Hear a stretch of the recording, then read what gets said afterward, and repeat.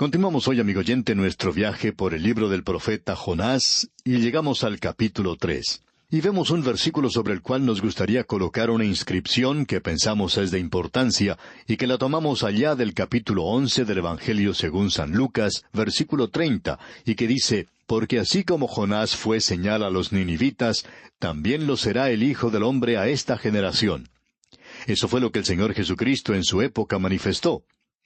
En el capítulo que acabamos de concluir, el capítulo 2 de Jonás, escribiríamos lo que dice allá el Evangelio según San Mateo, capítulo 12, versículos 39 y 40. Él respondió y les dijo: «La generación mala y adúltera demanda señal, pero señal no le será dada, sino la señal del profeta Jonás. Porque como estuvo Jonás en el vientre del gran pez 3 días y 3 noches, así estará el Hijo del Hombre en el corazón de la tierra 3 días y 3 noches». Creemos que la analogía aquí que nos presenta el Señor Jesucristo hace necesario definir que Jonás no estaba vivo, pasando un cómodo fin de semana dentro del pez, sino que él estaba muerto dentro de ese pez. Confiamos que el lenguaje del segundo capítulo de Jonás fue lo suficientemente impresionante para usted como para notar que este hombre no estaba describiendo allí un cómodo fin de semana, sino la terrible agonía por la cual él pasó antes de perder el conocimiento y luego morir. Dios va a darle a este profeta una segunda oportunidad ahora. En el programa anterior leímos los primeros 2 versículos del capítulo 3 que decían: «Vino palabra de Jehová por segunda vez a Jonás, diciendo: Levántate y ve a Nínive, aquella gran ciudad, y proclama en ella el mensaje que yo te diré». Nuestro Dios es el Dios de la segunda oportunidad. Hemos tenido que cambiarle el nombre a este capítulo y llamarlo ahora el Dios de la segunda oportunidad. Y qué maravilloso es esto, amigo oyente. Solo Dios puede darle a usted una segunda oportunidad. Él puede darle a usted más que eso. No sabemos cuántas veces nosotros hemos subido y bajado en esta escalera en la cual trabajamos, pero sabemos que Él nos ha dado por lo menos una docena de oportunidades diferentes y creemos que Él es muy paciente, por cierto. Él no quiere que ninguno perezca. Si usted es su hijo, Él va a mantenerse constantemente a su lado. Usted puede estar seguro de eso. Es así pues que Jonás recibe un segundo llamado. Las grandes empresas comerciales de hoy, esas grandes industrias del presente, no le dan a un hombre una segunda oportunidad. En cierta ocasión se le preguntó a un hombre que estaba en estos negocios, quien era el primer vicepresidente de un gran banco, un creyente, se le preguntó si algún empleado alguna vez robara algo de dinero, desapareciera y se fuera a algún otro país, y luego, después de haber pasado unos cuantos años, regresara otra vez y pidiera perdón, y pidiera que se le restaurara a su antiguo trabajo, si a esta persona se le daría otra oportunidad. Y cuando se le preguntó esto a este hombre, él dijo que no, que ese hombre ya no podía volver a esa empresa. Allí no se le daría otra oportunidad. Pero es algo maravilloso, amigo oyente, el saber que Dios sí nos da una segunda oportunidad. Y aquí leemos en este capítulo 3 de Jonás: «Vino palabra de Jehová por segunda vez a Jonás». Esto que Él está haciendo con Jonás aquí no es algo fuera de lo común. Dios no está haciendo ninguna excepción con Jonás. Usted recuerda en el Antiguo Testamento, allá en el libro de Génesis, la historia de Jacob. Jacob fracasó una y otra vez hasta que llegó a ser como un descrédito para Dios. Por cierto que era una fuente de situaciones embarazosas para Dios. Pero Dios nunca le abandonó. Jacob era un tramposo, era ingenioso, vivía por su propia habilidad. Aun cuando se fue a vivir con su futuro suegro, su suegro era más inteligente que él y le hizo algunas trampas. Pero él hizo lo que pudo y salió bastante bien de esa situación.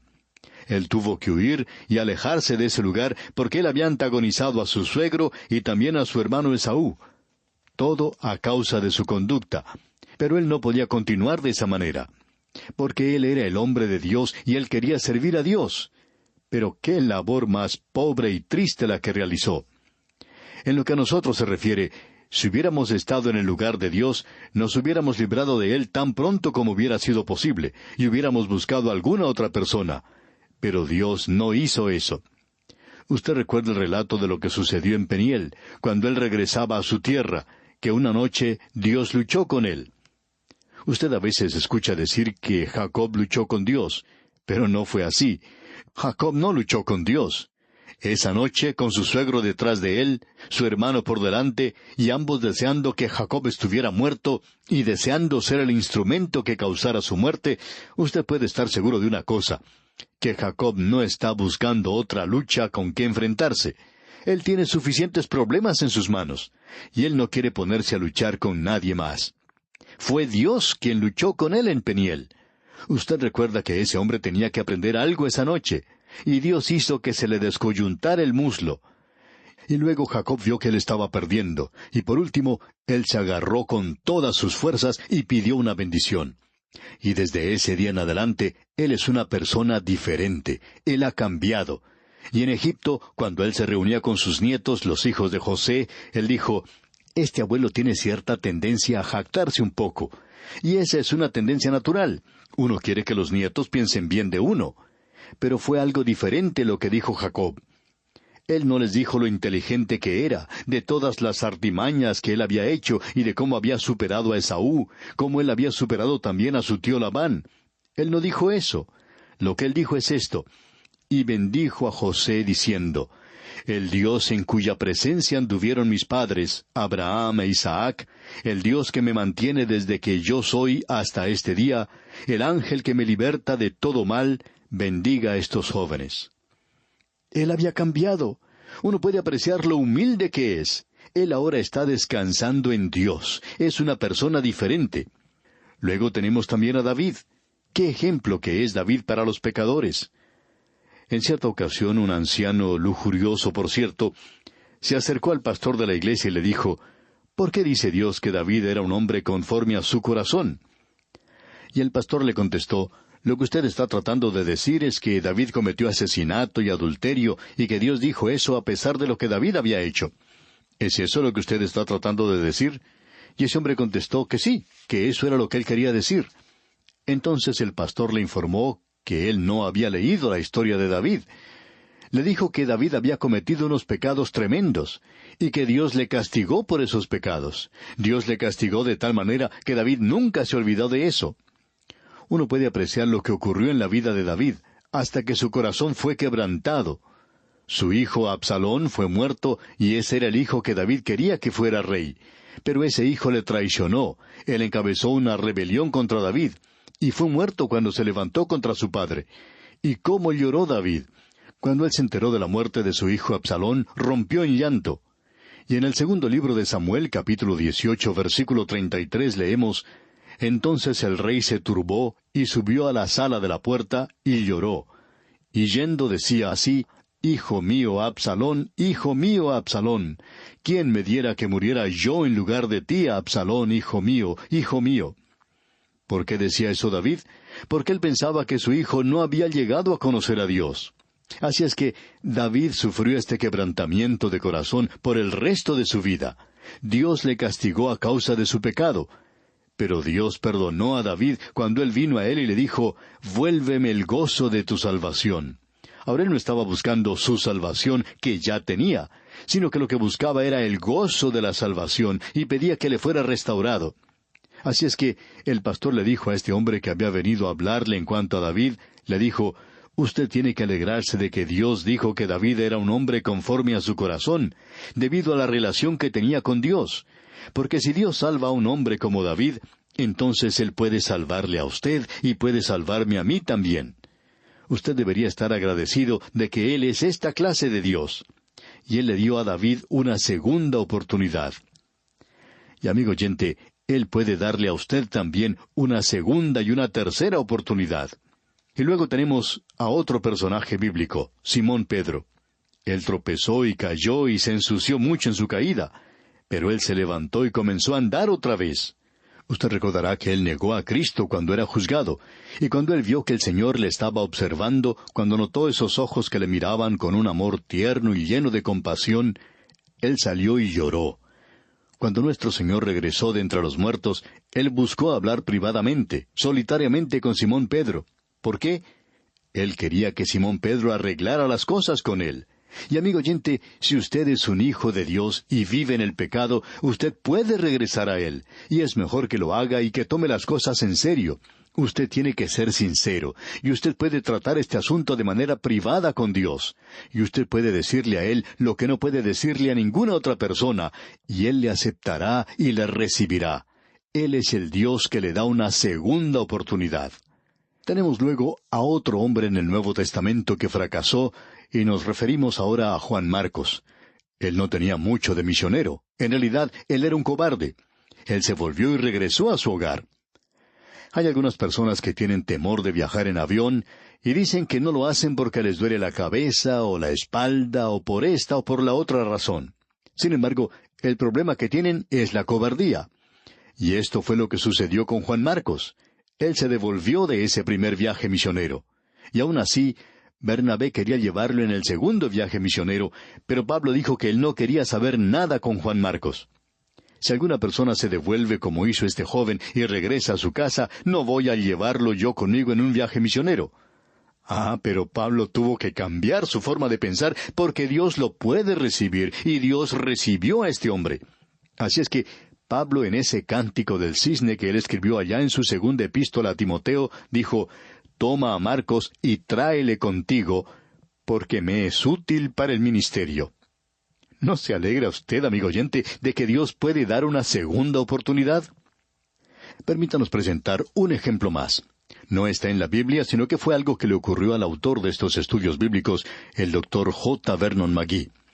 Compartía él que hacía mucho tiempo él tenía un programa en la noche, y en ese programa radial enseñaba en cuanto al libro de Jonás, de la misma manera en que lo estamos haciendo aquí. Y estaba él hablando, como ahora, de este primer versículo del capítulo 3. Bien, después de 2 o 3 días, recibió la carta de un médico que escribía, por cierto, una misiva bastante extensa. Y este médico decía: «Yo quiero que ustedes sepan que ese versículo, el versículo 1 del capítulo 3 de Jonás, es el versículo más importante de la Biblia para mí. Cuando ustedes dijeron que Él es el Dios de la segunda oportunidad, yo regresé a Él». Él contaba su historia en su carta. Decía que había vivido antes en la ciudad de Chicago, en los Estados Unidos, que había sido un médico muy destacado en la ciudad, así como también miembro de una iglesia. Hubo algunos problemas en la iglesia y a él se le echó la culpa por eso. Él no era culpable de eso, ya que no tenía nada que ver con lo que sucedió. Y aparentemente era relacionado con algo de dinero. De todos modos, a él se le echó la culpa de eso, pero él no era culpable. Y él se amargó mucho por esa situación y se fue de esa ciudad a vivir a California y a practicar la medicina allá. Pero él nunca se acercó a una iglesia. En su carta, él indicaba que nunca había entrado a una iglesia, pero que escuchaba los programas por radio. Y cuando el Dr. McGee dijo que Dios es el Dios de la segunda oportunidad, vino palabra de Jehová por segunda vez a Jonás. Él dijo: «Eso era para mí como un vaso de agua para una persona que se encuentra en el desierto muriéndose de sed. Eso tenía mucha significación para mí». El Dr. McGee le escribió una carta indicándole que sería bueno si regresaba a una iglesia y si nuevamente se entregaba a hacer las cosas del Señor. El médico escribió una vez más diciendo que ya estaba en una iglesia y que estaba trabajando para el Señor. Amigo oyente, Él es el Dios de la segunda oportunidad. Tenemos un Dios maravilloso, por cierto. Aquí tenemos una ilustración de cómo trata Dios a sus hijos.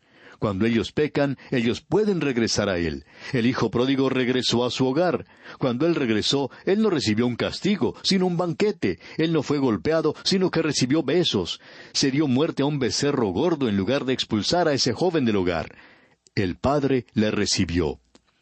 Ahora nosotros vamos a poder ver cuán misericordioso es Dios para esta ciudad de Nínive, esta ciudad tan pecaminosa. Esto, según suponemos nosotros, es una de las grandes lecciones de avivamiento que tenemos, es decir, aquello que nosotros llamamos avivamiento, de un pueblo que se vuelve a Dios. Y esto es lo más grande que ha sucedido en cualquier lugar, incluyendo la Biblia. Amigo oyente, lo que sucedió en la ciudad de Nínive hace que lo que sucedió en el día de Pentecostés sea algo bastante pequeño. Allí hubo unos cuantos miles nada más, pero en la ciudad de Nínive hubo cientos de miles en esa gran ciudad que se volvieron a Dios. Esto ocurrió antes de que llegara la iglesia allí, Y el avivamiento más grande también tendrá lugar después que salga la iglesia de este mundo. Amigo oyente, Dios no depende nada más de la iglesia. En el día de hoy, Él está llamando a un pueblo de toda tribu, lengua y nación, y esa es la razón por la cual nosotros estamos tratando de esparcir su palabra, porque creemos que estamos llegando al momento, al fin de las edades, y Dios quiere que su palabra salga para que todos la puedan oír. Pero ese gran avivamiento, ese gran momento cuando muchos se vuelvan a Dios, está aún en el futuro. Y esta historia que tenemos aquí de Nínive es sencillamente un pequeño ejemplo de eso. Ahora notemos que Dios le da a Jonás una nueva comisión. En el versículo 2 de este capítulo 3 leemos, «Levántate y ve a Nínive, aquella gran ciudad, y proclame en ella el mensaje que yo te diré». Tenemos que hacer una pausa aquí y hablar un poco en cuanto a Nínive, esa gran ciudad. Era una gran ciudad y era bastante impía también. Geográficamente debemos decir que era una ciudad muy extensa, ya que cubría mucho territorio. Su posición era en forma de un triángulo, y en realidad la formaban 3 ciudades. Vamos a ver eso en la próxima oportunidad, Dios mediante. Allí en esa zona es donde un tributario del río Tigris se une a este río, y más arriba se encontraba Nínive. Luego había 2 ciudades más, y vamos a tener que esperar hasta el próximo programa para hablar de esas 2 ciudades. Pero juntas se encontraban en ese valle que era muy fértil entre esos 2 ríos. Vamos a ver que Jonás tuvo que demorarse bastante en hacer su viaje a través de toda esa zona, porque esa gran ciudad estaba formada por muchos suburbios, como los que conocemos en estos días.